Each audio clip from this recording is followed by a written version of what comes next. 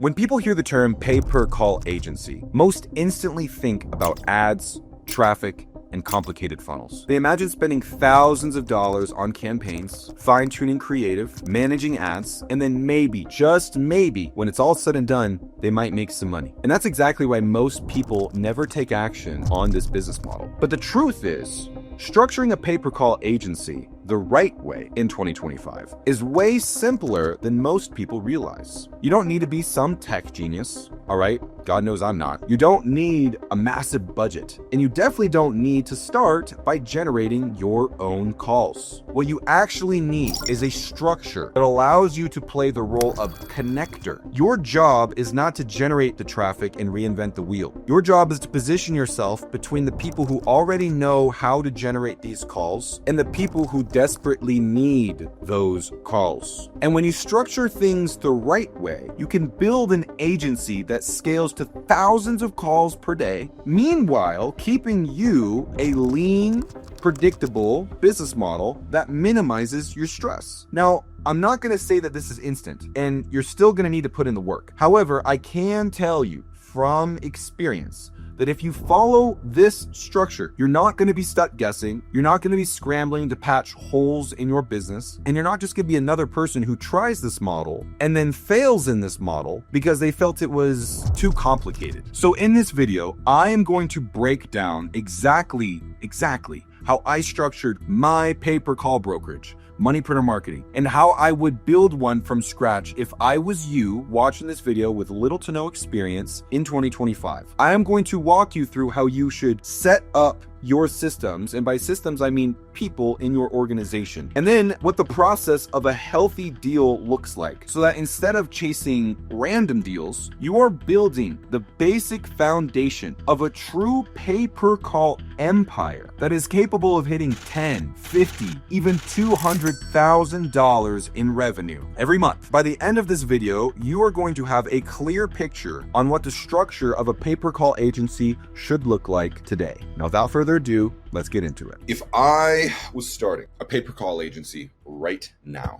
all right, and the first thing I would do is I would stop treating this like some kind of, side hustle, all right? So the first thing I would do is I would focus on the structure, all right? I would treat this like a real business. Okay. And in the beginning, what's going to determine whether you scale into consistent six figures or not is going to be how you build the systems. Okay. The foundation of these systems always comes down to three things. Okay. We have the affiliates, the guys that drive the traffic and send them into your retriever. And then we have the buyers who are going to be taking the traffic that is generated from your affiliates. You're going to be taking a little rip on and then sending it into all their buyers who are then feeding their agents. Okay. So let's start with the affiliates. Okay. Think of your affiliates as your absolute highest quality supply chain. These are the people who already know how to generate the calls, whether it's through paid ads, Google, Facebook, SEO, whatever, it doesn't matter. Any traffic source, it could be a call center that is generating this traffic. Any way that they are currently generating the traffic, they are the ones that are generating it. They are the supply chain.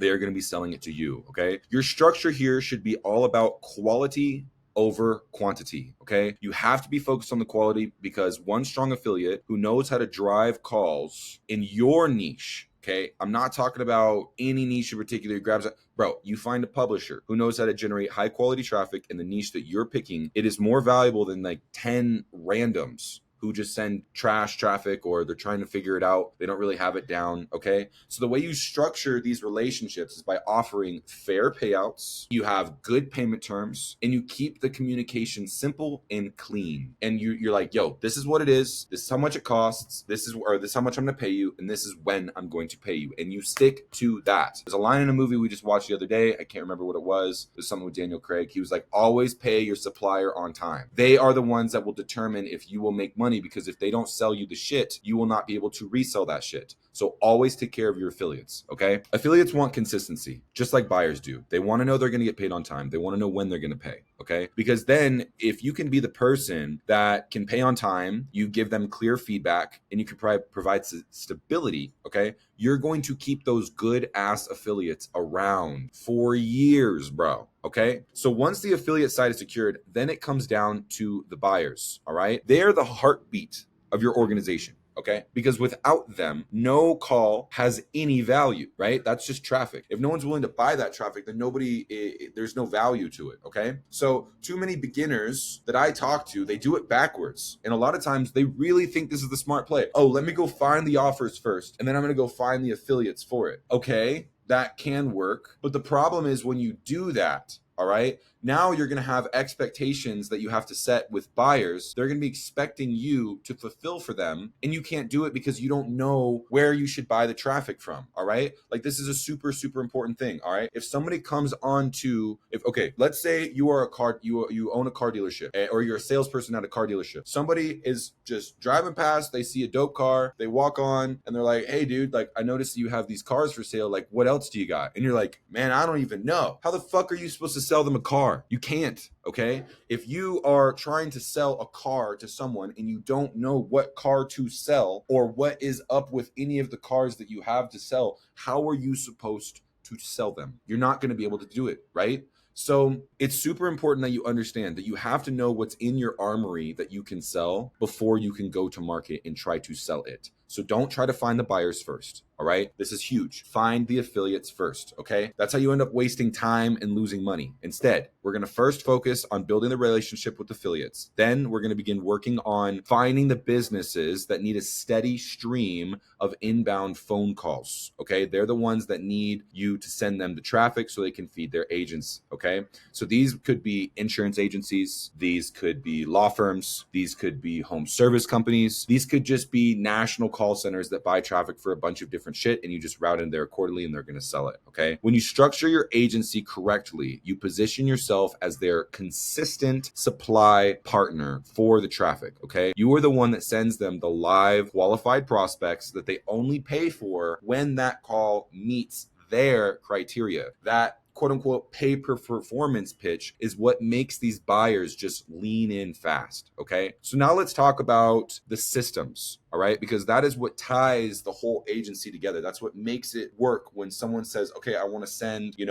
inbound calls. And then you have someone that wants to buy the inbound calls. The next question is, how do we have these systems and what do those systems look like? Without these systems, you are literally just someone that's trying to juggle spreadsheets, tracking dashboards, APIs, all this random shit. And you don't want to be that guy because then everything is going to break. All right. With systems, you're building something that can actually scale. All right. At the very minimum, you need to have a call tracking platform. All right. So this is Retriever. Okay. So what I'm going to explain right now is not just systems on what I do if I was just restarting. No, I'm going to actually talk about the real systems of a pay-per-call brokerage. Like this is the structure of Money Printer Marketing. Okay. I put this logo here because this is literally what our structure looks like. You have me. Okay, the CEO. I am the person that is in charge of determining where are we bringing our company. I am the one in charge of being the visionary of, this is what our company is doing right now. This is what I see the market is going to be doing in the next, 3 to 5 years. This is how we can get ahead of it and make sure that we are positioned in the best possible case for success. Okay. Then I have my operations manager. She's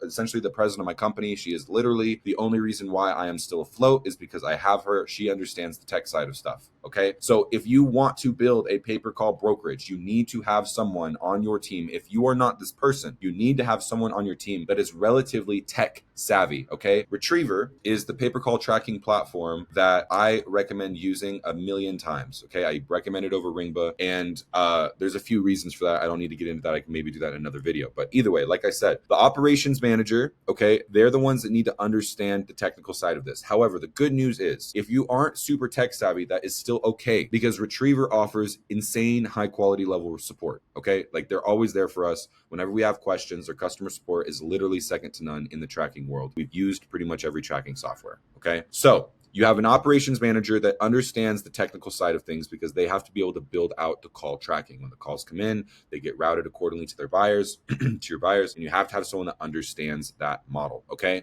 So you have the operations manager. They oversee all of the tech side and they oversee everything else inside of your business. Okay. This is how you are not the one that literally does everything all the time. You give it to the operations manager. Okay. That operations manager is then in charge of making sure that your business development manager knows exactly exactly how to go and source deals. Okay. The business development manager a lot of times works directly with the CEO as well when necessary to determine, okay, where are we going with this company? What verticals should we be looking out for? What verticals are hot right now? What verticals are in or not in season? The business development manager is simply in charge of going and finding the deals that you can bring to the table. Again, if you're just starting, this can be the CEO's role as well. They're in charge of going and finding these new deals and determining, what verticals they want to focus in. The business development manager is in charge of doing the business development for the company in total. Okay. That is for both affiliates, that is for as the supply chain, that is for buyers as the ones that are going to be buying the traffic. And then on top of that, any type of possible joint relationships or joint ventures with other service providers or with other brokers or whatever, in determining what other opportunities there are available on the table, right? So then now we talk about the account manager. Okay. The account manager is someone after the business development manager finds someone, gets them on a sales call, closes them and says, yes, let's do it. Who does that person go to next? That person is the account manager. That account manager on my team, it can also be the business development manager if you want.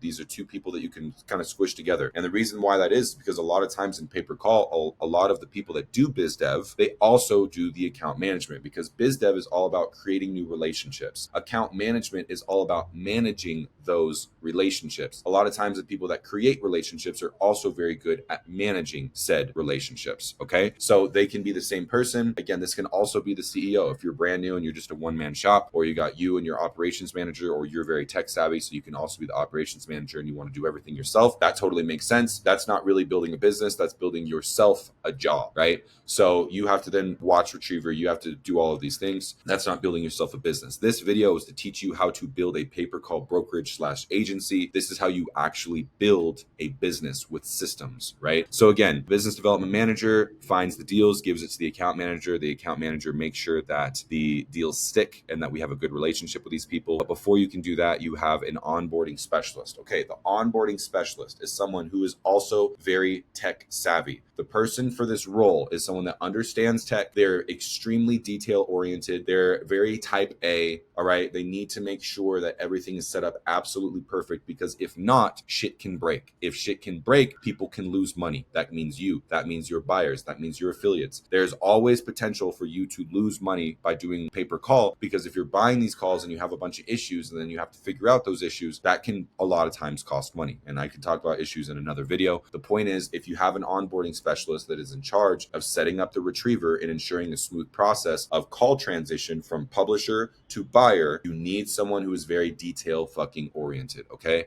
So let's move over here. We'll get to this in a second. The quality assurance manager. Okay. What is the quality assurance manager? So when you're selling calls, when you are buying calls and when you're selling calls, okay, you need to make sure that someone, again, this can be you if you're getting started. The quality assurance manager is simply in charge of listening to every single phone call and making sure that those calls that are coming in are as compliant as humanly possible. Okay. And also on top of compliance, you have to make sure that the quality is there. Okay. So twofold, compliance and quality. Now, how do they make sure of compliance? That really means if you have a deal structured with a pay-per-call buyer and that buyer says, yo, I want to buy, consumer initiated inbound phone calls only. I only want live inbound phone calls. Absolutely no outbound generated transfers, no SMS generated inbounds, no cold email generated inbounds, nothing like that. What your quality assurance manager does is they listen to the calls and they say, okay, this caller came in and they're like, oh, I don't know about this. Hello, thank you for calling. Are you looking for a new life insurance policy? No, I'm not looking for anything. I was just transferred over to you from this guy who just called me. Well, that's obviously an outbound generated live transfer, right? Because this person's going, I didn't call in or anything. I don't really want this. I don't know what happened. I was just talking to this guy and he said, hold the line and to talk to you. That is a live transfer, right? If you have a line that says only accepts inbound phone calls and a live transfer comes in, that can be serious problems. And it is on you as the broker to take care and to protect your buyer. A lot of times these affiliates can go rogue and they'll either buy from another source and resell to you and not really know what's going on, or they'll do their own shit, or maybe it's a bad affiliate and they're like, oh, I'm going to do this dirty. And so they're going to want to rip you, right? So they're going to send in transfers on an inbound phone line because transfers are easier and cheaper to generate. And then they're going to make more of a margin and they're going to try to cook you. This doesn't happen all the time. If you have your processes in place, you can absolutely protect yourself from this happening. Okay. The quality assurance manager, 1, manages compliance. Now 2, talking about quality. quality. So the quality is also extremely fucking important. Okay. So when your buyers are buying these calls, they need to make sure that they are hitting their CPA targets. Now, what do I mean by CPA targets? If they're buying the call for $10 per call and their CPA target is $100 for every sale, what that ultimately means is they have 1 out of 10 chance of every lead that's coming in and it's turning into a billable call. If it's $10 per call, $10 per call times 10 calls is $100. So if it takes 10 calls to turn one of those calls into a sale, all you do is you multiply the amount that it costs per call, $10, times the amount of billable calls, 10 calls. And that is how you get your cost per acquisition. So for every 10 calls, we get 1 sale. 10 times 10, 10 calls billable times $10 per call, $100. That means that their cost per acquisition is $100. If your buyer says our absolute max cost per acquisition that we can afford is $100, and the calls that you're selling are coming in at 120, 130, 150, you guys are going to lose that buyer. So it's important that as a quality assurance manager, they're listening to the calls to determine why are those calls turning into sales? Why are those calls not turning into sales? Why are some of the calls that were coming in not turning billable, right? In the perfect ecosystem, every single call should go billable, right? So there's obviously problems and breakages. Now, the reality is not every call is ever going to go billable. That is just not how it works. You know, sometimes if you structure your deal a certain way, there's potential for it. Long story short, it's extremely, extremely uncommon that every call that comes in is going to turn billable, right? And by billable, I mean that call is crossing the threshold of duration because this is a pay per call model. Pay per call, that call typically is going to have a duration associated with it. And that call lasts the duration. That is what determines that this is in fact billable. Okay. So again, coming back to the quality assurance manager, your quality assurance manager, 1, in charge of maintaining compliance. 2, in charge of maintaining quality. In our network, we do something that is unlike pretty much every other network. There's very few networks that do what we do on the scale that we do it. And what that is we provide publishers with daily reports on their quality. And that is literally updated every single day. And so what they're able to do is they're able to go into the report that we provide them. They look at it. They see all the phone numbers that they sent for the day. They see which calls turned billable. They see which calls did not turn billable. They figured out how many of those calls turned into sales. And then the ones that didn't turn into sales, why did they not turn into sales? And that information is extremely valuable to a lot of these publishers. And the reason why it's valuable is because if you think about it, publishers are essentially shooting calls into an ecosystem, right? They're generating the calls and shooting those calls in the ecosystem. But they are not in charge of making sure that those calls turn into sales because they don't manage the sales process. That's what the buyers do. However, if you shoot at nothing, you will hit it every time, right? And so what that really means is you have to have a target. And if you're shooting at that target and you're missing the target, we can figure out why you're missing that target. Specifically within this, right? If somebody's generating life insurance calls, and let's just say for easy sake, the reality of why these people are not turning into sales is because everybody's over the age limit, right? So in order to get a life insurance policy, say your buyer needs them to be between 50 years old and 80 years old.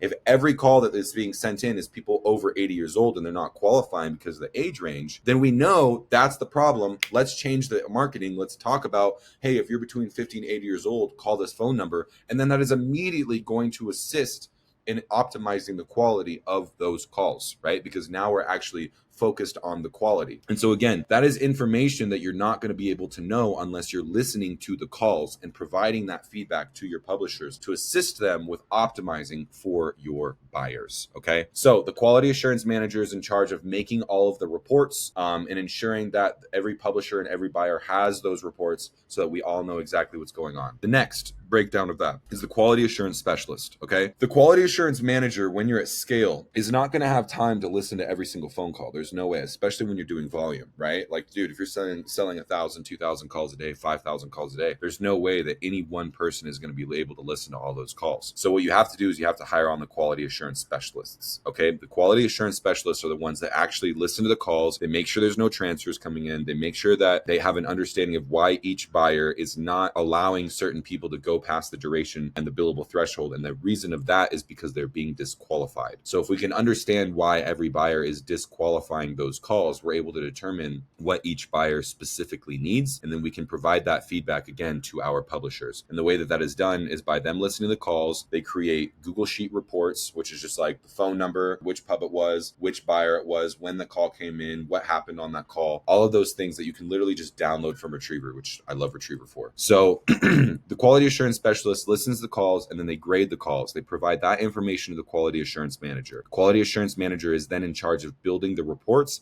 that is provided to the affiliates and to the buyers if you do it for the buyers as well, right? So now we have a system, right? The call comes in to Retriever. The quality assurance manager has huge fucking reports. Every single one of the specialists fills out those reports. The quality assurance manager manages those reports, provides that feedback to the publisher so that the publisher can optimize. Now we see optimization specialist. What does that mean? The optimization specialist is somebody who's in complete control of Retriever. Okay. So Retriever, again, is the system where we're able to manage the calls that come in, manage the calls that go out. Which buyer gets which calls from which publishers. The optimization specialist is in charge of working closely with the quality assurance team. And what happens is you'll have one publisher, right, that generates really good calls. And they can send those calls into your Retriever. And say you have 3 different buyers that all buy life insurance calls. And you have one publisher that generates those life insurance calls. One of those buyers could perform really, really well with that traffic type. Meanwhile, another one significantly, or the other 2 significantly struggle, right? If you have 5 publishers and you have 10 buyers, now that becomes slightly more complicated because now you got to figure out which pubs perform the best with each one of those buyers. The optimization specialist is in charge of watching Retriever, making sure that buyers pick up their phone and that publishers aren't sending junk. If we look at Retriever and we have a 2% conversion rate for the day because we're sending a bunch of calls that are not qualified, we can pause that source on that buyer and then be like, yo, no more calls from this source to this buyer because these calls are coming in are not performing well with this buyer, and vice versa. This buyer is not performing well with this